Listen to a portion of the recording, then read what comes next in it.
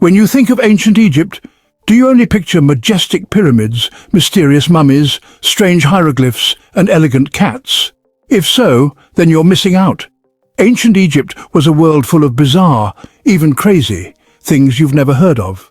From strange customs like Cleopatra bathing in donkey milk, to women wearing revealing clothing, and even the reason why all citizens had to shave their heads and wear wigs, ancient Egypt is a world that will make your eyes pop and exclaim, "Unbelievable!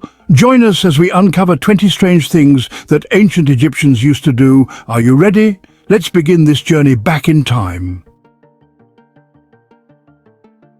Bathing in donkey milk. Ancient Egyptians bathed daily, but the bathing method depended on social class. The wealthy had private baths in their homes, where they bathed on a stone slab or in a tub with jugs of water brought from the Nile by servants. Some upper-class families even had wooden, stone or ceramic foot baths because many people did not wear shoes. Egyptians used a natural substance called natron as soap and always applied moisturizer after bathing to keep their skin soft. People of lower social classes, however, would bathe in the Nile River. The most famous figure associated with bathing is Cleopatra, the Queen Pharaoh of ancient Egypt, known for her beautiful and radiant skin. Her secret? Regular milk baths. Cleopatra was known to bathe in donkey milk, requiring the milk of 700 lactating donkeys each day. She also included honey in her daily milk bath ritual, as honey was believed to erase blemishes on the skin. With the support of these two natural products, she maintained mesmerizingly beautiful skin. After bathing, people often applied a layer of animal fat to moisturize their skin. They used flaxseed oil, castor oil and honey to reduce the appearance of scars and fight aging.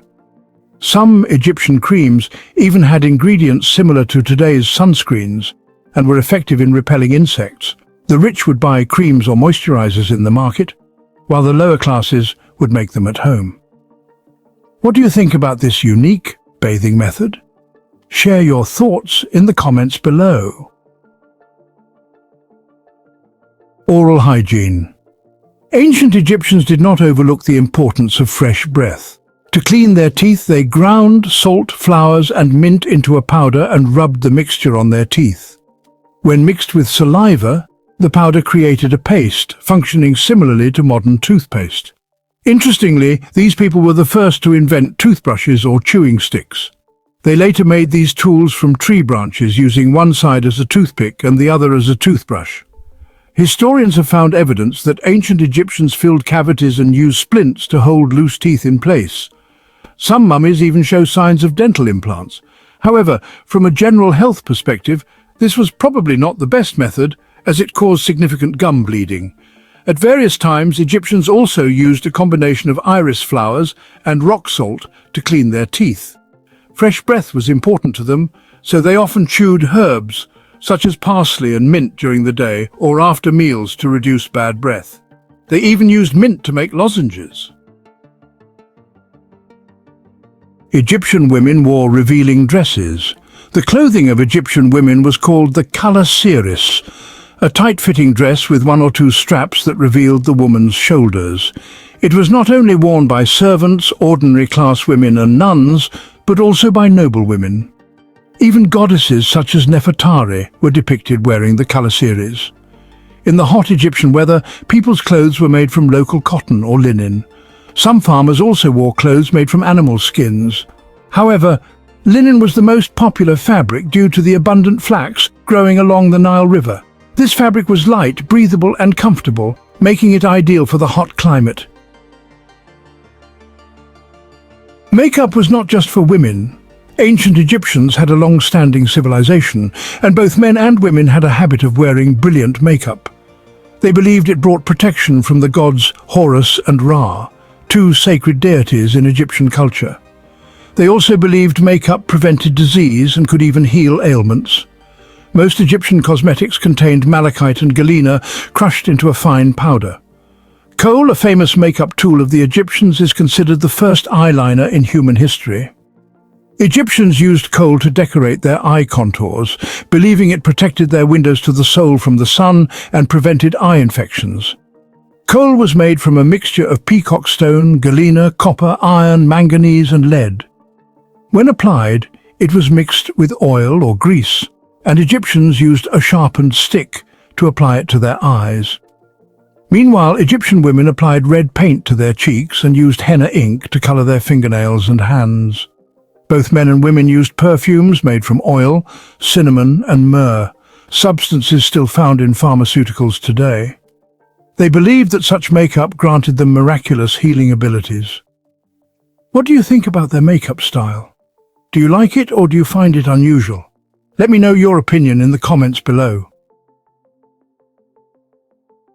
Women tattooed more than men.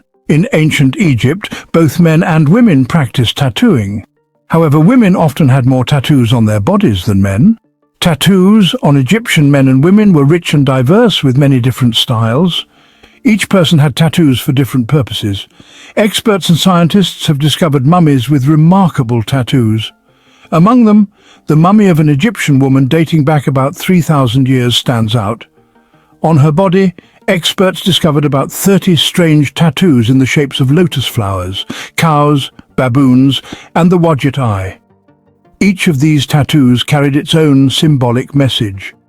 The cow tattoo on the mummy is believed to be connected to the goddess Hathor, one of the most important deities in ancient Egypt. Hathor was the embodiment of joy, love, and motherhood, often depicted as a woman with a cow's head and ears, or simply in the form of a cow. Experts believe that the tattoos on this woman's body were a symbol of piety. Tattoos on mummies were often found on the abdomen, thighs, and chest. Some scholars believe that these tattoos were a sign of women living in brothels, while others think they were meant to protect women from sexually transmitted diseases. Additionally, tattoos may have served as a form of protection during pregnancy and childbirth. Scientists have found small tattoos on the thighs of mummies, depicting the god Bes, the patron god of pregnant women. Using bread and beer as currency. The ancient Egyptians believed that Osiris, the god of the underworld, taught them how to brew barley beer. However, ancient beer was completely different from the beer we know today. It was thick like milk, sour, slightly bitter, and highly refreshing. Beer and bread were extremely valuable in Egyptian society. In fact, Egyptians loved beer so much that they used it as a form of currency along with bread. Merchants, workers, and even soldiers were paid with beer and bread. Beer and bread also played a central role in religious offerings, being sacrificed to the gods and deceased ancestors. It is believed that the 10,000 workers who built the pyramids were paid with daily rations of beer and bread. Even Egyptian kings made written commitments when they got married, promising to give their wives 10 loaves of bread and 2 jars of beer every day. Ancient Egypt developed a medical system far more advanced than that of many other societies of its time. The Egyptians left behind records of human anatomy and 48 different surgical procedures for treating injuries to the neck, shoulder, chest, and abdomen. All of this was documented in an ancient medical text known as the Edwin Smith Papyrus, named after the man who acquired it in the 19th century. Numerous papyrus documents and engraved illustrations depict ancient Egyptian doctors performing surgeries on patients using instruments such as scalpels, scissors, and forceps, some of which are still used today. There is evidence suggesting that Egyptians performed oral surgery, amputations, and abscess drainage. At that time, cancer was considered an incurable disease, but this did not stop them from seeking treatments. Scientific research has examined a 4,000-year-old skull from the Old Kingdom of Egypt, belonging to a man in his 30s who showed signs of nasopharyngeal cancer. Researchers were surprised to find cut marks from metal instruments around 3 of the many secondary tumors on the skull. This could be the earliest known evidence of humans attempting to treat cancer. Ancient Egyptians were also skilled in healing broken bones. They used splints made of linen wrappings, reeds, or wood to stabilize fractures. They knew how to treat dislocations, use sutures and bandages, and keep wounds clean. Thousands of years ago, Egyptians already understood that wounds needed to be washed and kept free of dirt to prevent infection. Ancient Egyptian medicine also produced some of the world's oldest prosthetic devices, including a 3,000-year-old artificial toe made of wood and leather. This prosthetic was functional and provided stability for walking rather than being merely decorative. Additionally, the Egyptians had contraceptive methods using readily available natural ingredients. Records also indicate that they had methods for abortion, childbirth and pregnancy testing. Egyptians used a variety of plants, minerals and animal products to treat conditions such as burns, headaches, fevers, ulcers and insect bites. Are you impressed by the medicine of ancient Egypt? Share your thoughts in the comments below. Long hair was considered a symbol of beauty and social status. However, not everyone could achieve long, beautiful hair, so the making and wearing of wigs became a common practice. Another reason Egyptians wore wigs was that they felt more comfortable in the dry climate. Wigs also helped with personal hygiene and prevented lice infestations. Wigs were originally made from human hair. However, after horses were introduced to Egypt, both horsehair and human hair were used to make wigs. Wigs came in various styles for different occasions. Most wigs were long and heavy, carefully divided into locks or braids. Wealthy people often wore wigs adorned with beads and jewelry, while poorer people wore wigs made from papyrus or shaved their heads and covered them with cloth. As for the pharaohs, very few people ever saw their real hair. Only those very close to the royal family were allowed to view it. Egyptian kings never revealed their real hair in public. Instead, they always wore headpieces made of solid gold, which were also considered a form of wig. Jewelry was an essential part of ancient Egyptian attire, not only showcasing wealth but also believed to attract the gods. The ancient Egyptians wore rings, earrings, bracelets, decorative buttons, necklaces and pendants made from gold or precious stones. Even people from lower classes wore jewelry made from colorful ceramic beads. Jewelry designs often reflected religious themes. Common symbols included the scarab beetle, the Eye of Ra, lotus flowers, papyrus plants, cobras, the knot motif, the Shen ring symbolizing eternity, and the Ankh symbolizing life. Jewelry was often placed in tombs when the owner passed away, so they could use it in the afterlife. What do you think about their culture of using wigs? Let me know your thoughts in the comments below. The loincloth was perhaps the most basic form of underwear in the ancient world. Scientists have discovered remnants of leather loincloths dating back 7,000 years. In cold climates, loincloths were worn under clothing as an undergarment. However, in hot regions, ancient people often went shirtless and wore only a loincloth. In addition to leather, ancient people also used plant fibers to make loincloths. However, plant fiber underwear did not last long. In the tomb of the Egyptian pharaoh Tutankhamun, archaeologists discovered various garments, including loin covers, short tunics, skirts, socks and a large amount of underwear in the form of triangular linen loincloths. Some historians believe that in ancient Egypt, men used loincloths as a way to prevent the spread of diseases during intimate encounters. Hieroglyphs also indicate that men wore thin fabrics to protect their lower bodies from the sun, tropical diseases, and evil spirits. It is believed that Egyptians dyed loincloths in various colors to make them more attractive and appealing. This practice was also considered a form of worship of the gods of fertility and reproduction. The upper class and royalty of ancient Egypt often hired manicurists to take special care of their hands and feet. Skilled craftsmen used nail files and small knives to trim and clean their clients' nails. The wealthy even had a primitive form of nail polish. They used henna to paint their nails in shades of orange and yellow. Although lower-class people could not afford to hire professional nail care workers, they still kept their nails clean. They used less expensive tools to trim and maintain their nails. Since most Egyptians went barefoot, they took special care of their feet by using moisturizers and ointments to prevent cracked skin and insect bites. Incestuous marriage was common in royal families from east to west in ancient times, but usually only at the level of cousins marrying each other. However, in the dynasties of ancient Egypt, siblings also became husband and wife. Cleopatra is a prime example of this, as she married both of her brothers at different times. Although no children resulted from these marriages, this practice was often done to maintain a pure bloodline. It is believed that Isis, whom we mentioned earlier, and Osiris were siblings who married each other to protect their family's power. If you look at the genealogy of the pharaohs, you will see many marriages between siblings and even between parents and children. For example, Ramses II, who reigned from around 1279 BC to 1213 BC, took Meritamen, one of his daughters, as his wife.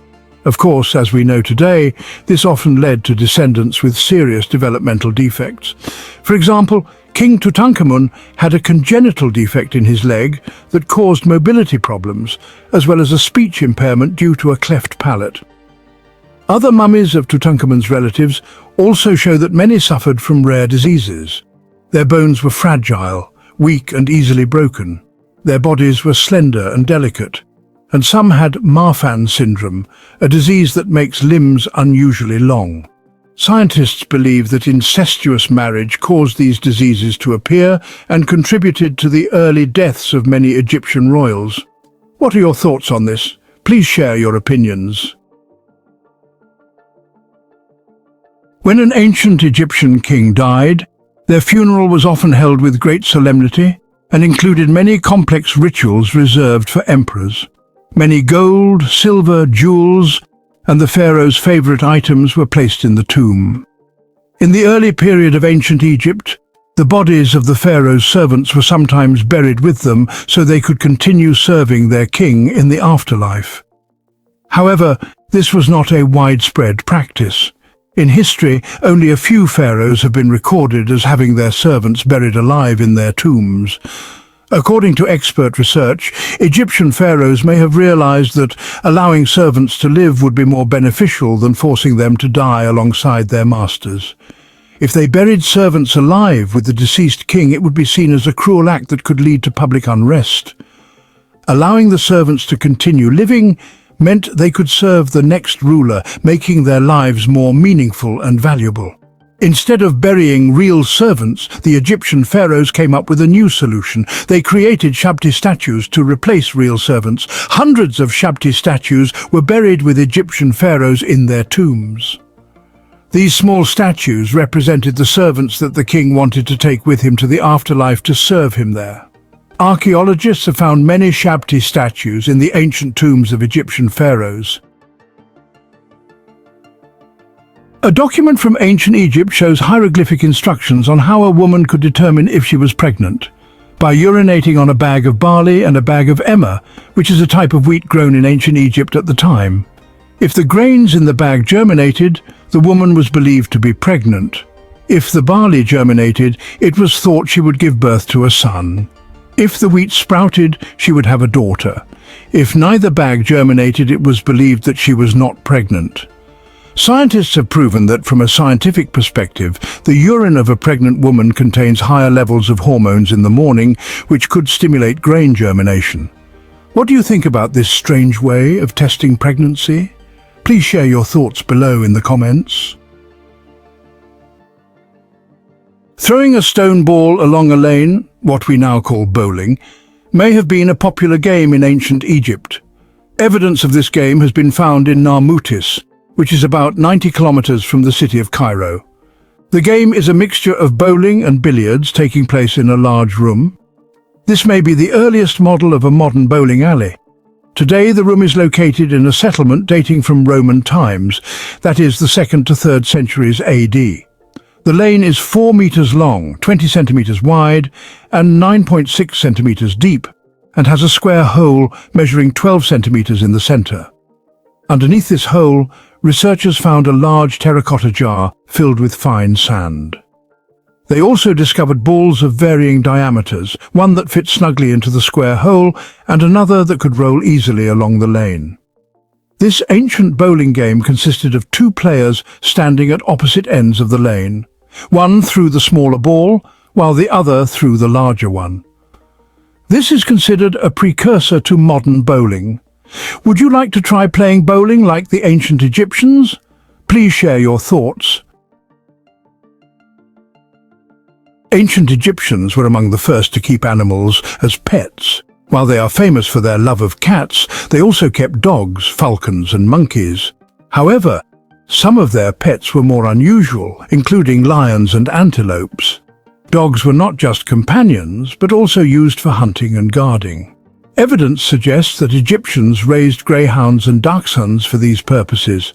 Additionally, monkeys and dogs were used to help soldiers patrol their territory. Pets were as important to the ancient Egyptians as they are to us today.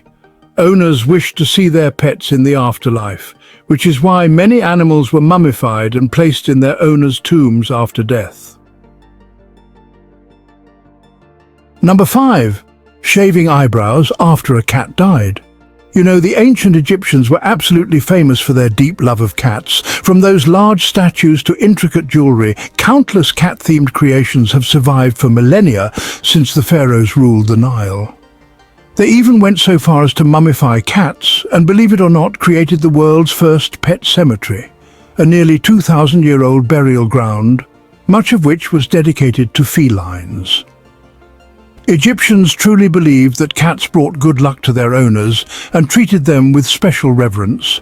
In fact, their devotion was so strong that when a pet cat died, all family members shaved their eyebrows as a sign of mourning, and they continued to grieve until their eyebrows grew back.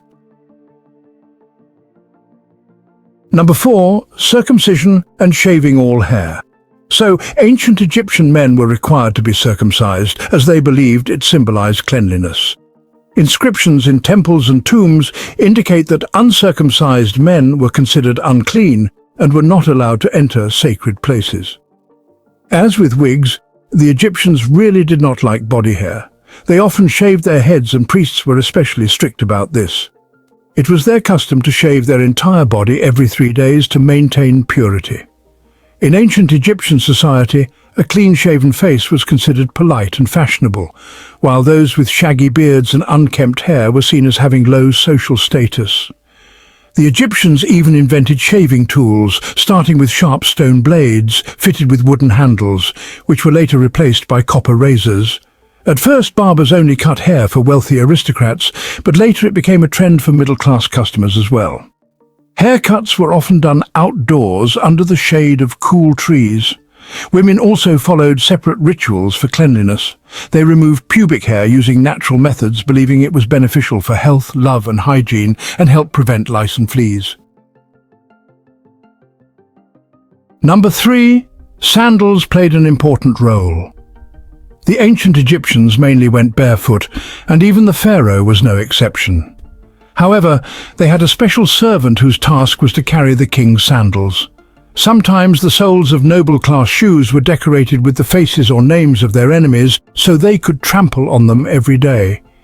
In addition, sandals were considered essential for the afterlife, which is why they were often placed in tombs near the body of the deceased. The pharaoh's sandals were often made of gold.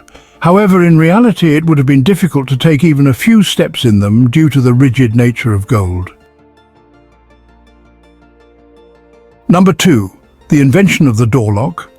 Did you know that the concept of today's door lock has existed for thousands of years? The Egyptians created the first known door lock around 400 BC. This was a pin tumbler lock, meaning the mechanism consisted of a concave shaft connected to pins of different lengths that could be manipulated by inserting a key. When the correct key was inserted, the grooves on the key would push the pins up, allowing the shaft to rotate and unlock the door. One limitation of these ancient locks was their size. The largest measured up to 0.6 meters long. Despite their size, Egyptian locks were actually more secure than the spring-based locks later developed by the Romans. While Roman locks were hidden inside doors, they were also easier to open compared to Egyptian locks. Number 1. King Tut was killed by a hippopotamus. Very few people know the full details of King Tutankhamun's life, but some historians share a common theory about the cause of his death. CT scans of the young king's body reveal that his mummy has no heart or chest, which is highly unusual compared to traditional ancient Egyptian burial customs. This suggests that he may have suffered a violent and fatal injury before his death. According to some Egyptologists, King Tut may have been killed by a hippopotamus. Evidence suggests that the ancient Egyptians often hunted wild animals for entertainment, and statues found in Tutankhamun's tomb depict him throwing a spear. If he was passionate about hunting, it is possible that his death resulted from an accident during one of these hunts. These are just a few of the 20 strange things that ancient Egyptians did. These mysterious customs give us a fascinating glimpse into their lost civilization. What do you think about these intriguing facts, such as the shaving of body hair by both men and women? Remember to comment and share your thoughts. Thank you for reading. Don't forget to like, share and subscribe to stay updated with our latest content. See you in the next article.